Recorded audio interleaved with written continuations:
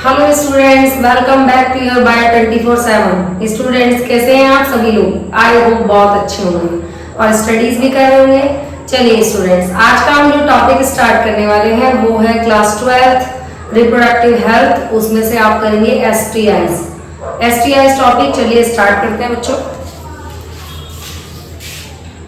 आपका चैप्टर है reproductive health.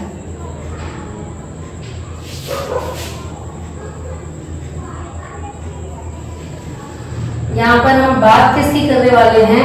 एसटीआईज। ये मैंने बहुत ब्रॉड लिख दिया ताकि आप लोग समझ पाए कि मेन टॉपिक की बात कर रहे हैं। एसटीआईज बच्चों, आजकल ये जो एसटीआईज है सेक्सुअल ट्रांसमिट डिजीज, इसके लिए अवेयरनेस आपको होना बहुत जरूरी है। क्योंकि ये जो टॉपिक है ये आपके में इंक्लूड क्यों किया गया है? इवन 15 से 24 एज तक के जो स्टूडेंट्स होते हैं या यंग आप कह लीजिए बॉयज एंड गर्ल्स, जो इसकी तरफ उनका जो झुकाव है वो ज्यादा है। वो क्या है, चीजों का अवेयरनेस तो है नहीं, जानकारी प्रॉपर नहीं होने की वजह से क्या होता है कि गलत तरफ बढ़ जाते हैं बच्चे, सेक्सुअली ट्रांसमिट डिजीज हो जाती हैं। या फिर आप मान लीजिए ड्रग्स एंड अब्यूज और अल्कोहल अब्यूज, ये सब जो नशीली चीजों का सेवन करना और गलत चीजों की तरफ झुकाव होना, ये ज्यादातर यंग बॉयज एंड गर्ल्स में और इसी एज के ग्रुप के बच्चे ज्यादातर कर लेते हैं, क्योंकि अवेयरनेस नहीं होती। हम गलत चीज की तरफ तब जा रहे होते हैं जब हमें पता ही नहीं है उसका क्या रिजल्ट आने वाला है। हम लोग जान पूछ रहे हैं कि अगर हमें रिजल्ट पता है तो हम गलत काम नहीं करेंगे। अवेयरनेस नहीं है, इसी वजह से हम गलत चीज की तरफ बढ़ते चले जाते हैं और वो गलत चीजें अच्छी भी लगने लग जाती हैं। अच्छी चीजें ज्यादा टाइम तक अच्छी नहीं लगती हैं, लेकिन इसका रिजल्ट बहुत डेंजरस हो सकता है। इसीलिए इस टॉपिक को आपके 12th वाले में इंक्लूड किया गया है ताकि आपको अवेयरनेस हो और आप इस अवेयरनेस को आगे भी फैला सकें, पूरी जानकारी रख सकें। चलिए बच्चों देखते हैं क्या है ये STIs. STIs stand for sexual transmitted infections. अब आप समझ गए होंगे किस टाइप के इंफेक्शन है ये, यानी कि जो पर्सन है वो पहले से ही क्या है, डिजीज रिलेटेड है, यानी कि उसमें पहले ही इंफेक्शन है। अब वो अपने किसी पार्टनर के साथ क्या करता है, सेक्सुअल इंटरकोर्स करता है, तो ये बीमारी जाने वाली है।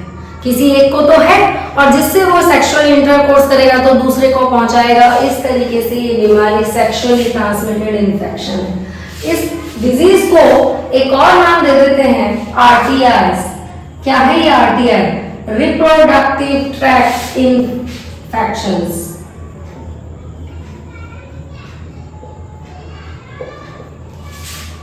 Tract infections. एक और नाम हम यहां दे सकते हैं वेनेरियल डिजीज। इतने नेम हैं इस डिजीज के, किसी भी नेम से आप पर क्वेश्चन आएगा और आप अटेंड कर सकते हैं, तो हमें सभी जानकारी हो। इसका अफेक्टेड एज ग्रुप कौन सा है सबसे ज्यादा? 15 to 24 इयर्स एज वाले यंग बॉयज एंड गर्ल्स मान लीजिए। इस एज ग्रुप को मोस्ट ससेप्टेबल एज ग्रुप माना गया है।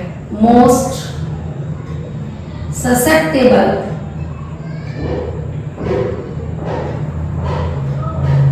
एज ग्रुप भी माना गया है,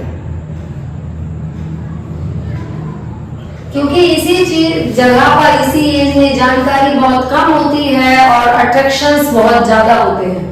तो हम ये इस एज ग्रुप के लिए ये मोस्टली इंपॉर्टेंट है कि ना, अब इस टॉपिक को जब पढ़ेंगे तो अवेयरनेस होगी।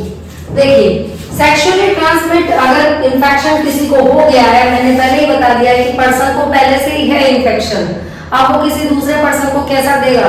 सेक्सुअल इंटरकोर्स के बाद, यानी कि अगर वो उसके साथ सेक्सुअल हो रहा है तो ही उसको बीमारी जाने वाली है। इसके सिम्टम्स क्या होते हैं? सिम्टम्स बड़े डेंजरस होते हैं बच्चों इसके। जैसे अगर मैं बात करूं सर्विसाइटिस,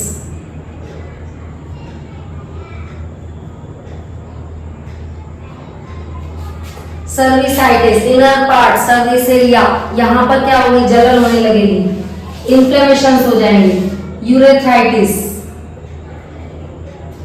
जो यूरेथ्रा एरिया है वहां पर क्या होगा, जलन, पेन। उसके बाद आपका पैल्विक इन्फ्लेमेटरी,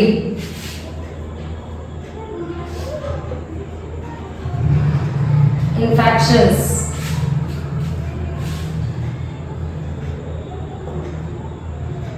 या डिजीज कह लीजिए, यानी कि अब पूरा ही पार्ट जो होगा वो इन्फेक्शन कॉज कर जाएगा, यूरेथ्रा, सर्विसाइटिस और फिर पैल्विक एरिया। फीमेल में अगर देखा जाए तो येलो डिस्चार्ज, और येलो डिस्चार्ज जो होता है बहुत स्मेली भी होता है इन फीमेल। यहाँ पर लिख दिया मैंने। और सिम्टम्स अगर इसके देखें तो क्या हो सकता है, स्टेरिलिटी,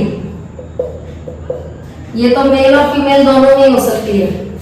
इनफर्टिलिटी, ये भी मेल और फीमेल दोनों में हो सकती है।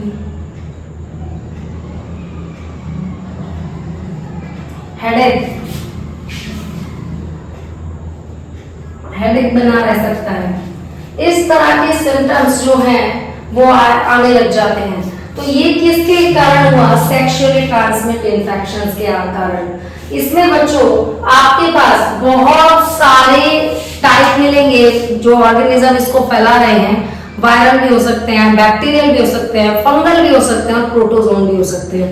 तो उन सब का हम पॉजिटिव एजेंट के साथ हम पढ़ने वाले हैं।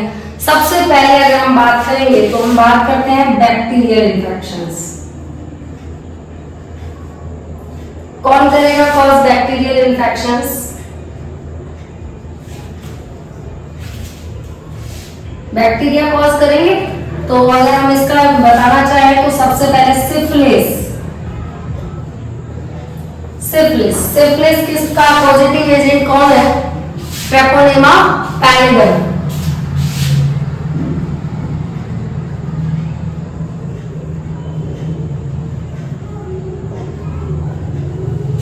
Then second one is gonorrhea.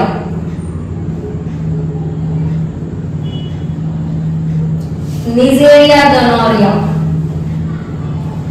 इसका पॉजिटिव एजेंट।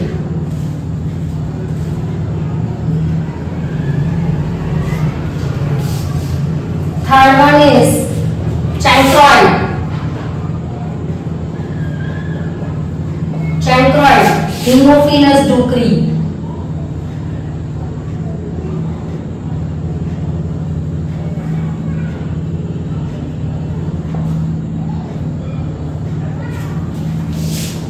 Fourth, chlamydiasis.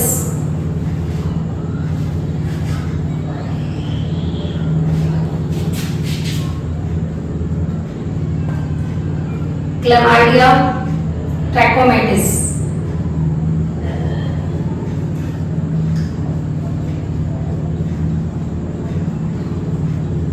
ये तो हुए बच्चे कौन से बैक्टीरियल इन्फेक्शंस जो आप बैक्टीरिया की वजह से हो रहे हैं।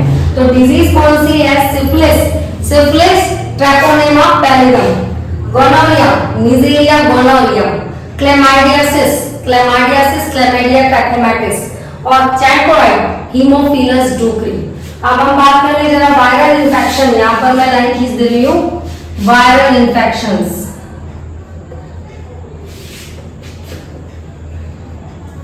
वायरल इन्फेक्शंस बच्चों आपके वायरस की वजह से होंगे। तो डिजीज लिखें जरा, यहाँ हो गई डिजीज, यहाँ हो गई positive agent.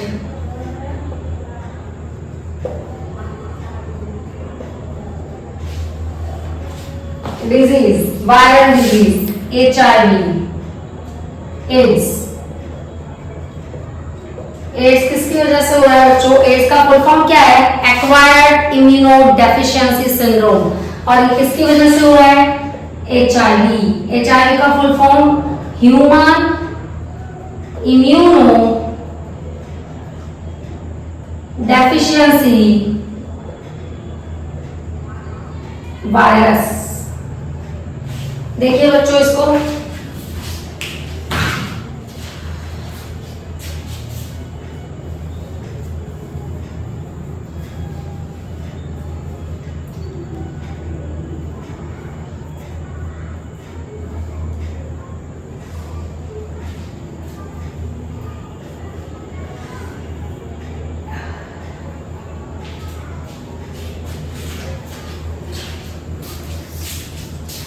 Ads, HIV, human immunodeficiency virus, herpes,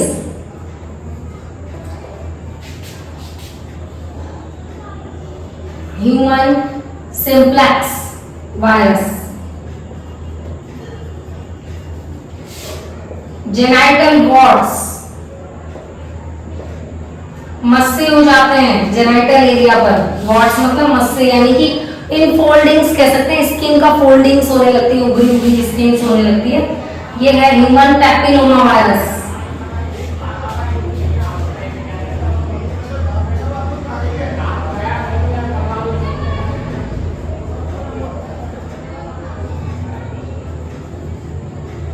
ये herpes सिम्प्लेक्स वायरस है बच्चों। फिर आपका है हेपेटाइटिस बी।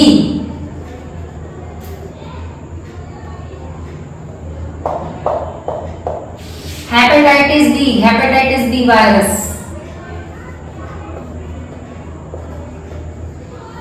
तो वायरल डिजीज बच्चों आपकी कौन कौन सी है? AIDS, herpes, genital warts, hepatitis B.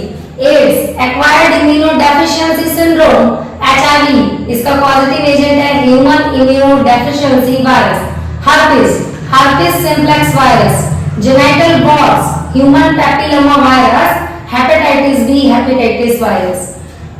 आप इसे देखिए बच्चों,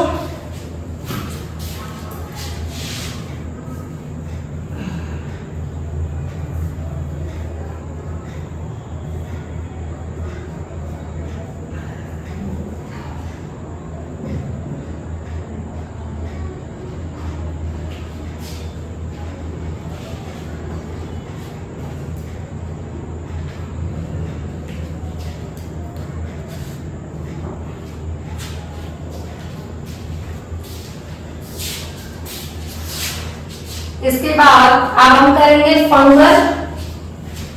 फंगल डिजीज। मैं ऊपर से रिप्रोडक्टिव हेल्थ को मिटा दे रही हूं बच्चों। फंगल डिजीज, ये फंगल भी होती है। फंगल कौन कौन सी हो गई आपकी? कैंडिडियासिस,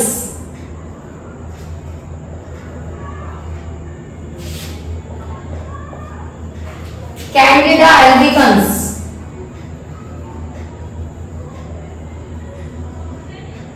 इसका पॉजिटिव एजेंट है प्रोटोजोन,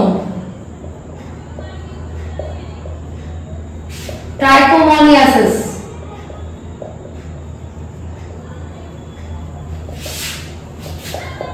ट्राइकोमोनास वेजिनालिस,